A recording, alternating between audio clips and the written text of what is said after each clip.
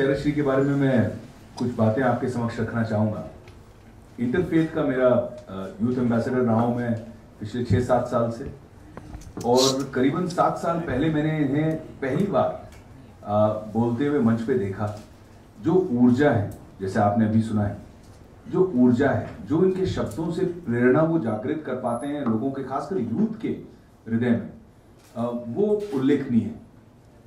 और जितना अच्छा वो बोलते हैं उससे 100 गुना अच्छा वो काम करते हैं। जैसे मैं हमेशा कहता हूं कि हम फिल्मों के एक्शन हीरो होते हैं, लेकिन हम सिर्फ पर्दे पे एक्शन हीरो होते हैं।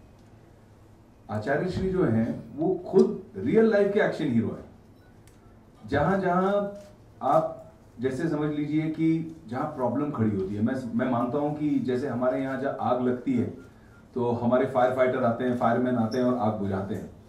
मुंबई शहर के बहुत ब्रेव फायरमैन हैं। वैसे ही मैं मानता हूं कि धर्म गुरुओं के फायरमैन जो हैं वो आचार्य श्री हैं। जब मुजफ्फरनगर में लोगों के घरों में नहीं दिलों में भी आग लगी थी, तब इन्होंने अमेरिका से इस्लाम के धर्म गुरुओं के फोन कॉल पर अपना टूर कैंसिल किया, वहां से फ्लाइट पकड़ के हिंदुस्तान पहुंचे, सीधा मुजफ्फरनगर गए।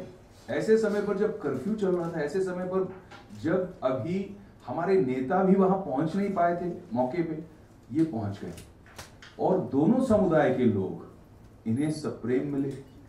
एक हिंदू के मंदिर के अंदर इन्होंने मुसलमान समाज के लोगों को आश्रय दिया, पनाह दी, प्यार दिया और वो आग बुझाई। ये शायद ज्यादा लोग जानते नहीं हैं, लेकिन मैं जानता हूं और आप लोगों के साथ शेयर करना चाहता हूं। तो जब अहिंसा विश्व भारती हम ऑर्गेनाइजेशन का नाम लेते हैं तो सिर्फ ये नाम से अहिंसा में विश्वास नहीं करते, ये कर्म से भी करते हैं।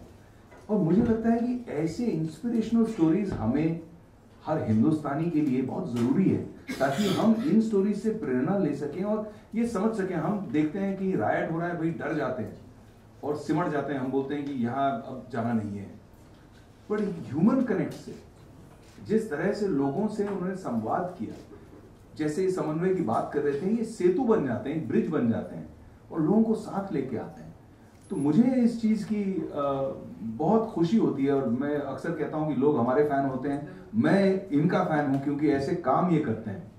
और 13 तारीख को जो फंक्शन हो रहा है, ये इनकी जो एक पर्सनालिटी है कि सभी लोगों को, हालांकि हमारे यहाँ पहले तो धर्म में विभाजन हो जाते हैं, फिर फर्दर उस एक धर्म के अंदर भी कई और सेक्ट्स पैदा हो जाते हैं कि भाई आप इस्लाम में हैं तो उसके अंदर भी 4-5 टाइप के हैं, जैन हैं तो जैन के अंदर भी 8-6 हैं।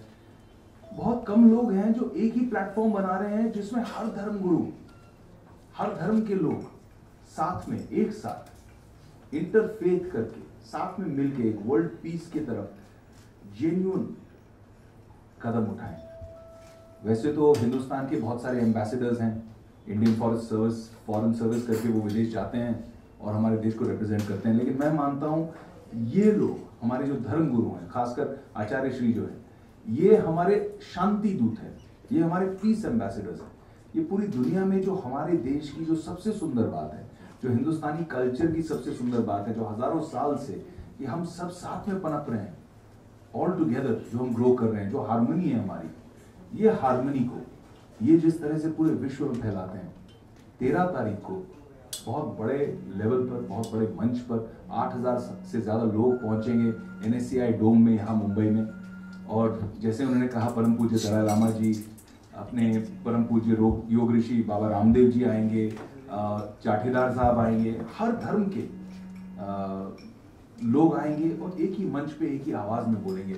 मुझे लगता है इससे ब्यूटीफुल तरीका कोई नहीं है। इंडिपेंडेंस डे के समय, आजादी के समय जय हिंद कहने का ये सबसे खूबसूरत तरीका है। Thank you.